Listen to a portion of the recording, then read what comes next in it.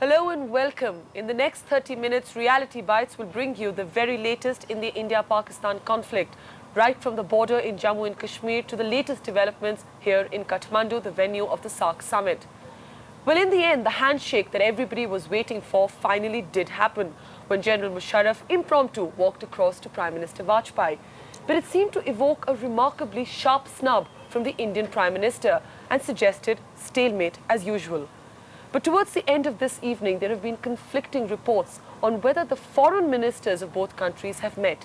India has denied that there has been a formal engagement of any kind between the two foreign ministers. Pakistan side, while officially not saying so, has suggested that there has been such a meeting. All in all, the bilateral chill between the two countries does not seem to have thawed even a bit. Well, we can't get Indian and Pakistani politicians or political leaders on the same forum, but we can certainly get two journalists from either side of the border on the same forum. With me for the Pakistani perspective, political commentator from Karachi, Hussain Haqqani, and for the Indian perspective, Javed Naqvi, who's also a journalist. Thank you both for joining us on the show.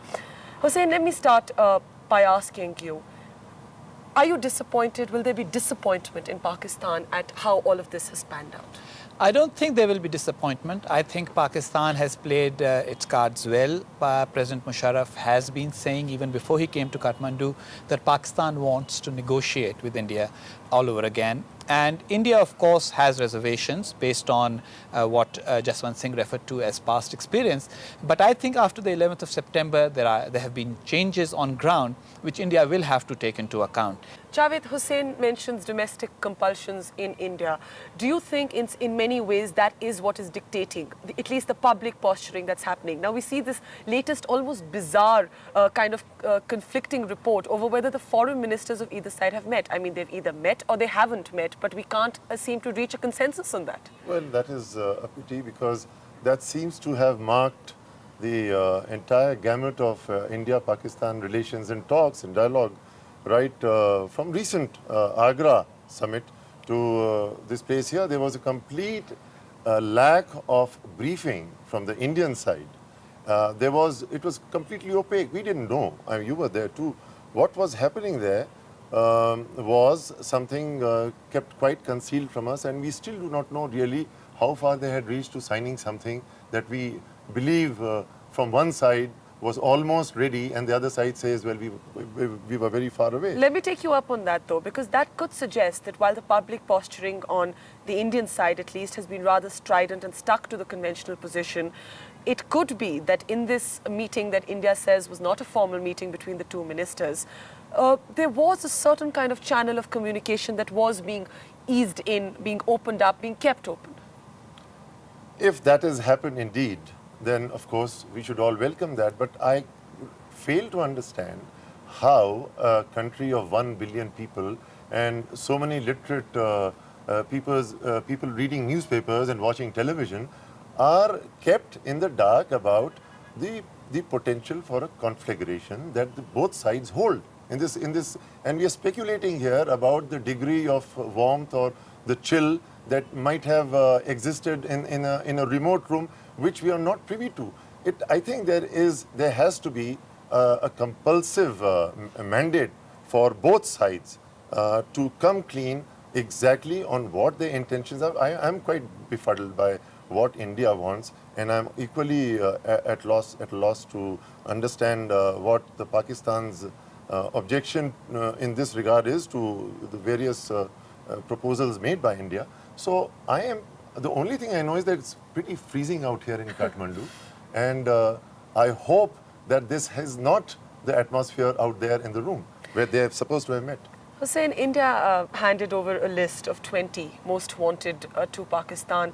Pakistan says that does not constitute evidence. Yesterday when we were speaking to the spokesperson of the military government, he said he sort of made his way around the answer. He circumvented the question really and did not indicate whether Pakistan would unilaterally investigate those charges made on that list. Do you think there is domestic opinion building up in Pakistan that the government should actually take stronger action against jihadis who have actually wreaked havoc in your own country as well? Look, Barkha, there are people like myself who have argued for a long time that Pakistan needs to reinforce its state authority, and that we should not have private militias by whatever name, call them jihadis, call them anything. They shouldn't be private groups armed with weapons conducting any kind of operations anywhere. Now the government has started moving against them, and I think we should give them time. I think Jaswant Singh is right when he says that he realizes that Pakistan needs time. At the moment, Pakistan is already cooperating actively with the United States in closing one chapter in our recent history, which was the chapter of cooperation with the Afghan Taliban regime. I think can he really alter his Kashmir policy, Hussain? Well, I think that India will also have to come to terms with another reality. Pakistan has to face the fact that there has to be change in handling various armed groups within the country. I think India also has to come out of denial and stop saying that there is no Kashmir problem. And I think that that will be the quid pro quo that Pakistan will request from India. I think that there is room for that.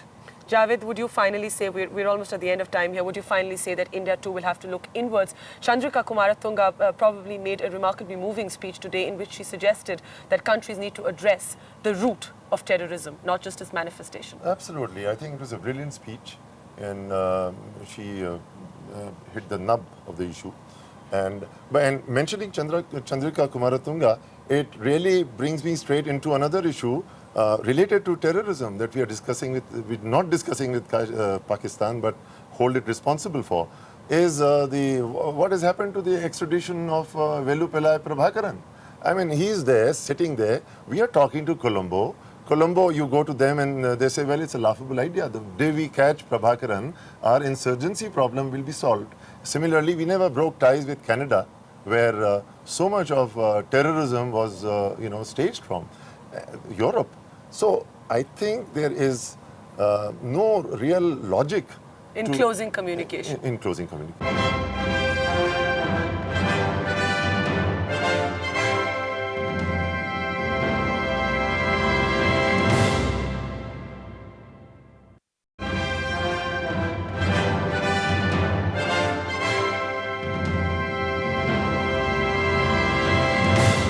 Welcome back to Reality Bites. We're here at the venue of the SAARC summit, hundreds of kilometers away from the borders of both India and Pakistan. But it was thought that what happened here in Kathmandu would directly decide whether the war clouds hanging over both India and Pakistan would recede or come bursting down. So far, neither country seems to have inched any closer towards a resolution of any kind.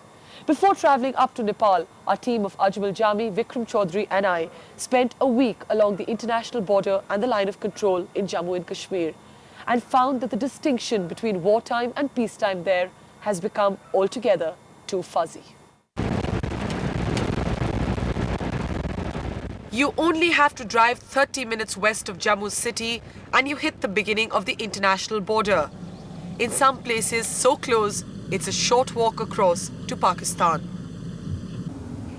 It's a journey we've done several times before, but we can sense and see the difference this time. The war deployment takes place only under cover of night. The telltale signs of change are everywhere, like the tread marks of tanks that have just rolled through these fields. And here's what we find when we reach the border village of Bangalar. Clutching shovels and pickaxes, people are digging underground shelters to hide in for when the bombs fall. We argue with them. Delhi's diplomacy seems to be working. So why do they think there is going to be a war?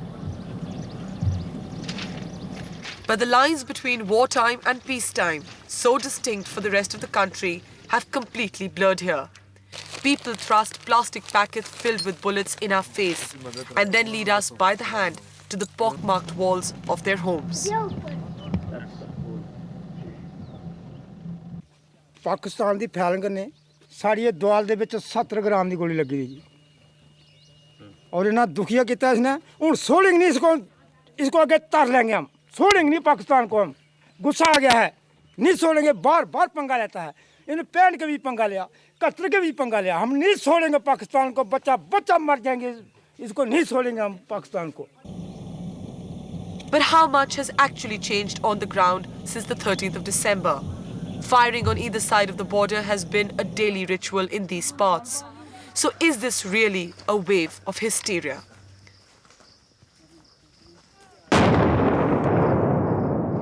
Contrary to public perception and media headlines, the level of firing along both the line of control and the international border has only gone up by 10%.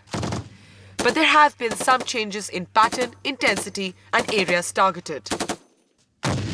For example, mortar fire was exchanged on the IB for the first time in the last 2 years in places where small arms fire was the norm.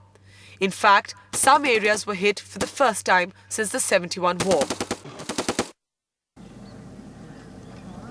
We stumble upon a live mortar shell buried in a village courtyard. Shells that have burnt down homes and zipped through concrete slabs of stone.